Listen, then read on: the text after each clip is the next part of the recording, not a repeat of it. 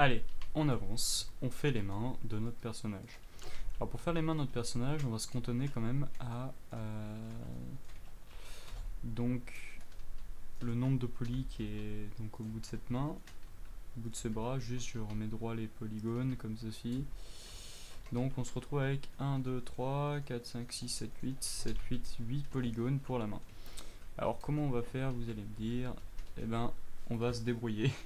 On va passer sur un autre calque, mettre le curseur au milieu avec Shift C. On va rajouter donc un cylindre avec 8 côtés, 8 vertex. On va supprimer la face du haut et la face du bas comme ceci. Et on va scaler sur Y comme ceci notre tube. On va ensuite scaler en X comme ceci afin de donner une sorte de forme de main. On va arrondir cette partie puisque c'est de là que partiront les doigts, même si pour l'instant on n'a pas assez de matière pour faire partir les doigts. On va voir une technique très particulière pour sortir les doigts, c'est déjà d'utiliser le knife. Donc on appuie sur la touche K et on va rajouter le knife comme ceci. Alors même si on fait des triangles, c'est vraiment pas grave. Mais on va faire cette forme. Alors retenez-la bien par cœur parce qu'on s'en sert souvent quand on fait des mains. Donc j'appuie sur Entrée avec le knife. Donc je rappuie sur K pour aller chercher mon couteau.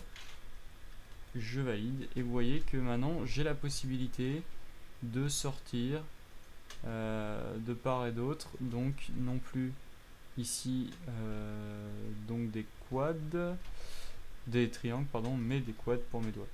Je vais scaler un peu sur X cette partie et je vais joindre mes faces. Alors vous voyez, ça risque d'être un peu compliqué quand même, mais bon, on va s'organiser au mieux possible. Mais c'est toujours comme ça pour modéliser des mains, on a rarement les outils adéquats directement. Le mieux c'est encore de passer sur des logiciels de modélisation de sculpte direct comme ZBrush avec les Z-sphères, mais c'est un peu plus délicat. Et bien sûr c'est pas l'intérêt de ce tutoriel. Donc là on va tenter quand même de raboter tout ça. Donc on va merger les côtés qu'on a fait comme ceci à la fin, à chaque fois. Sauf le dernier qui va nous servir normalement. Alors on va le faire aussi puisqu'on va rajouter une boucle au milieu. Donc on va voir comment tout ça va se passer. Donc vous voyez je rassemble juste les points avec le merge comme on a l'habitude de le voir. Donc merge at last. Je vais rajouter une boucle en plein milieu. Et ça va me faire exactement la même chose, sauf que j'ai une meilleure topologie quand même. Pour travailler, c'est quand même plus agréable. Donc je continue, je vais réarrondir un peu ma forme, comme ceci, voilà. Faites pas non plus trop compliqué. Avec la topologie qu'on a, on peut pas de toute façon faire des choses très compliquées. Puisque on n'a pas assez de topologie, je dirais, pour faire une main dite high poly directement en modélisation polygonale. Donc je vais essayer de redonner une forme de poignet à cette partie là de la main. Bien sûr tout ça va être fusionné au reste de la main.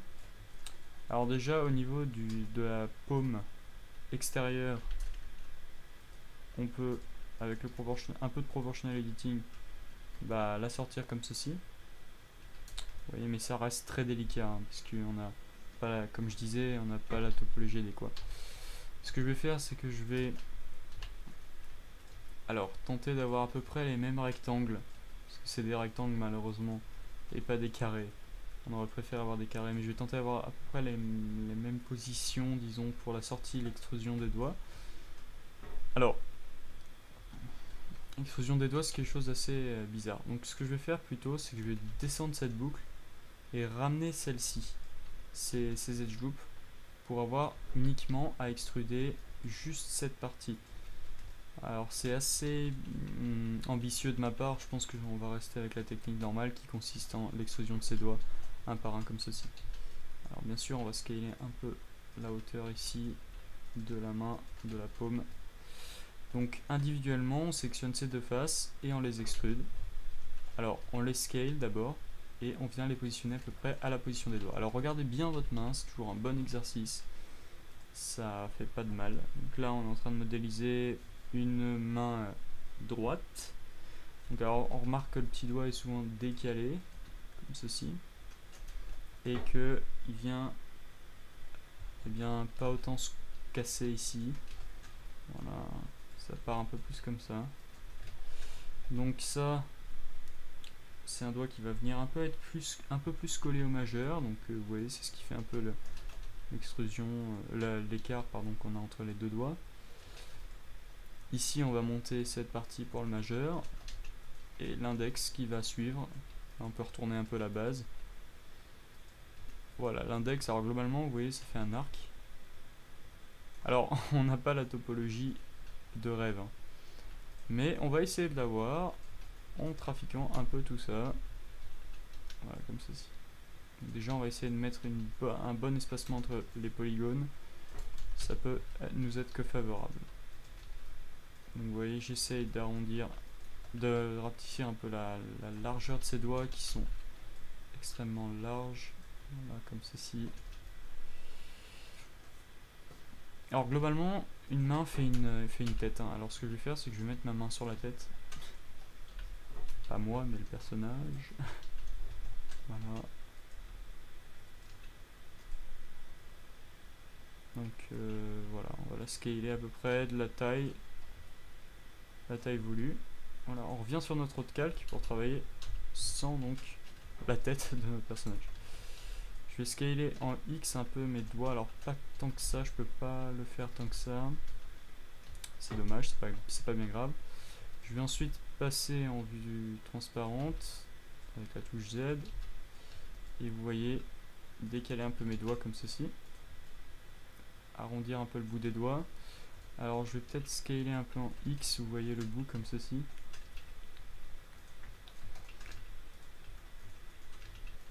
Voilà. Alors que vous dire de plus? Alors déjà ce que je vais vous dire de plus, c'est rajouter à la base des coupes comme ceci, qui ne seront pas considérées comme des coupes pour les phalanges, et qui sont considérées comme des coupes pour garder la bonne proportion de largeur des doigts. Ça c'est une petite technique que j'utilise souvent quand je suis dans un modèle de main très low poly comme c'est le cas ici. Parce que mine de rien, pour une main, c'est quand même super low poly ce qu'on est en train de faire. Low poly, peu de polygones, hein, je répète au cas où. Donc, voilà, à peu près comme ça devrait être bon. Donc on a bien un arc au niveau de la main, des doigts. Faites bien attention à ça, parce que ça caractérise aussi pas mal une main, ça. Alors au niveau du pouce, le pouce il va sortir du côté de l'index. Mais avant de faire le pouce, vous allez me dire, ça manque de phalange.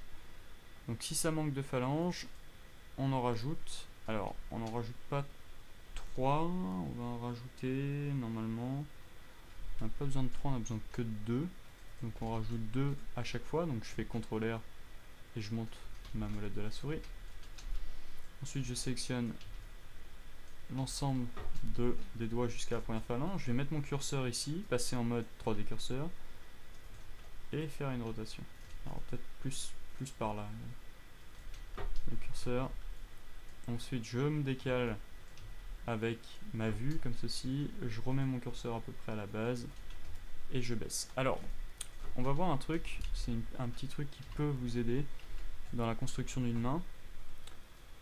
Donc je repasse en Bounding Box Center, c'est qu'en fait l'index à travers une vue comme ça de côté, et ben on le voit. En fait si vous relâchez votre main en position disons assez libre, et ben en fait tous les doigts sont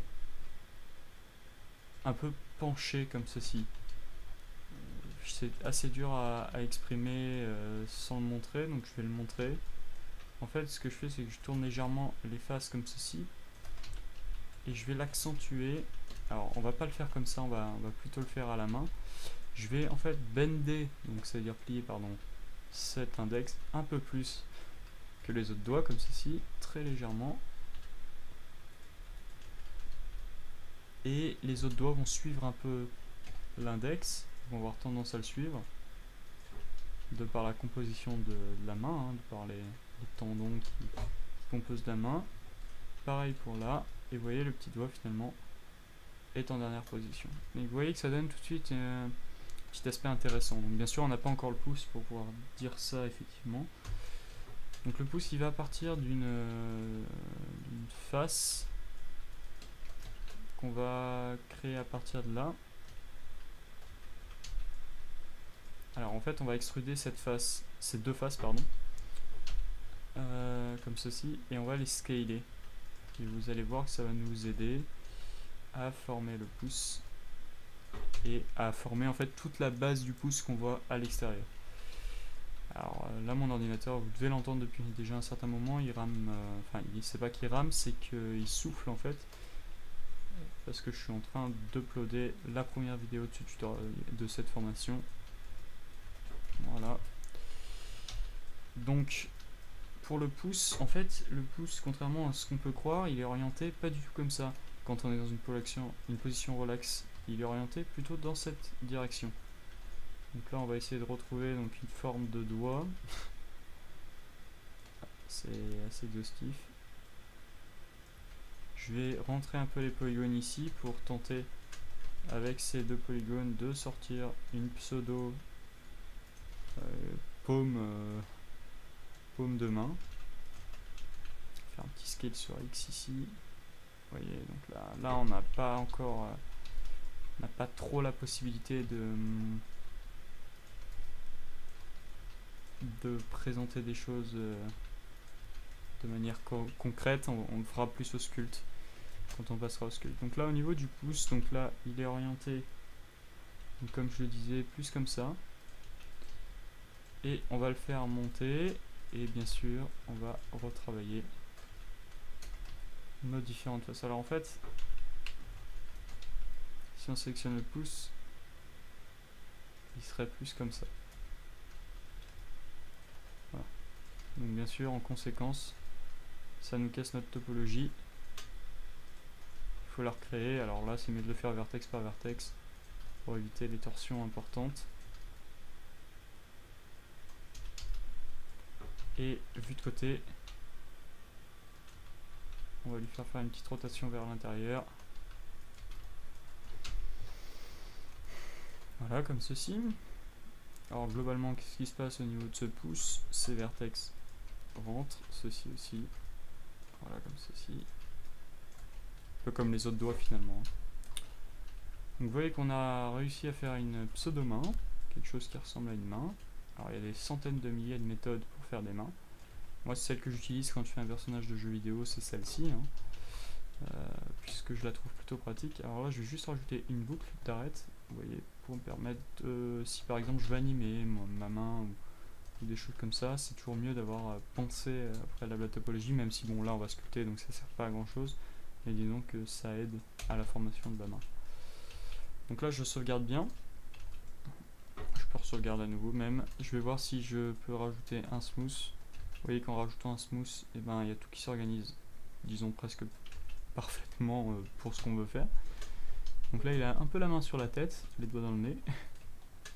Je vais peut-être monter un peu la main parce que moi je trouve ça intéressant, et je vais la joindre à mon personnage. Donc CTRL J. Je vais ensuite faire une rotation, donc j'ai dit que c'était la main droite et je la mets à gauche. Donc forcément, ce qu'il faut que je fasse, c'est que j'inverse. Voilà, avec mon outil de... Alors c'est CTRL M pour inverser. Ensuite la main, je vais la retourner encore avec CTRL Z, pardon, RZ, excusez-moi, j'ai du mal avec ce raccourci. Donc je la mets dans une position relax, toujours là. Donc je vais te préciser, on modélise en T-pose, c'est quand même quelque chose d'important à noter, c'est-à-dire une pose avec les bras en T. Alors là ce que je vais faire, c'est que je vais rapprocher mon poignet et je vais aussi donc rapprocher ma main. Voilà.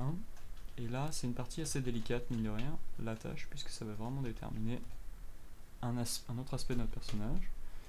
Donc ce que je vais faire, c'est que vu de haut, je vais donc peut-être rapprocher encore cette main et je vais fusionner donc au lieu de faire un bridge tout simplement de faire les faces, je fusionne. D'abord le premier point, ensuite un merge au dernier point. Vous voyez l'avantage d'avoir quand même passé du temps à essayer de trouver des solutions pour la main. On le retrouve dans la tâche, vous voyez les points sont presque les uns en face des autres. On n'a aucun problème, disons, concret. Il y a tout qui fonctionne correctement, si je puis dire. Alors, je vais revenir en arrière et je vais faire l'inverse, c'est-à-dire que je vais attacher mon poignet à ma main. Je vais voir, ça devrait être mieux parce qu'on a déjà en fait formé l'ouverture de la main telle qu'elle devrait être et on pourra rajouter des boucles pour que tout ça vienne s'organiser de façon meilleure. Donc si on regarde la main là, elle est déjà mieux incluse. Alors on peut peut-être, je réfléchis, non surtout pas. Avec la main devient assez longue du coup. Donc en fait il faut juste scaler un peu au niveau du poignet comme ceci et monter en fait un peu le poignet. Alors voilà, maintenant qu'on a modélisé notre personnage, le base mesh en entier, on va alors faire des tests d'ajustement de proportion. Je mets mon curseur ici, je passe en mode 3D curseur, je baisse mes bras, ils doivent arriver, alors vous voyez que mes bras plus mes mains sont un peu trop grands, donc je les baisse, ça doit arriver à peu près à ce niveau là des cuisses. Donc là ils sont bien taillés normalement. Voilà, vous voyez par exemple ici je peux faire quelques petits ajustements au niveau du triceps qui ont été mal ajustements qui n'ont pas été faits. On va repasser en bounding box center, faire un petit scale sur Y, pousser ça un peu à l'arrière. Alors globalement on pourrait faire un smooth avant de sculpter. Donc je vais voir ça, je vais réfléchir, je vais faire 2-3 petits tests avant de vous embarquer là-dedans. Mais je pense qu'on fera certainement ce genre de choses quand on arrivera au sculpt. C'est-à-dire dans les prochaines vidéos. Mais en attendant, voilà la modélisation de notre personnage en base mesh qui est finie. Donc, alors, d'un point de vue théorique, on pourrait s'arrêter là. Et ne pas sculpter, bien sûr, et travailler l'aspect de notre personnage uniquement sur la texture. Mais le sculpt apporte une chose intéressante en plus, c'est la possibilité d'avoir des normal maps, donc de générer pour un jeu vidéo des effets donc avec la lumière de relief. Donc nous on va s'intéresser au sculpt presque uniquement pour atteindre cette normal map et bien sûr pour aussi atteindre plus de détails qu'on va pouvoir se servir quand on passera à la réalisation de la texture. Je vous dis merci et à bientôt dans une prochaine vidéo.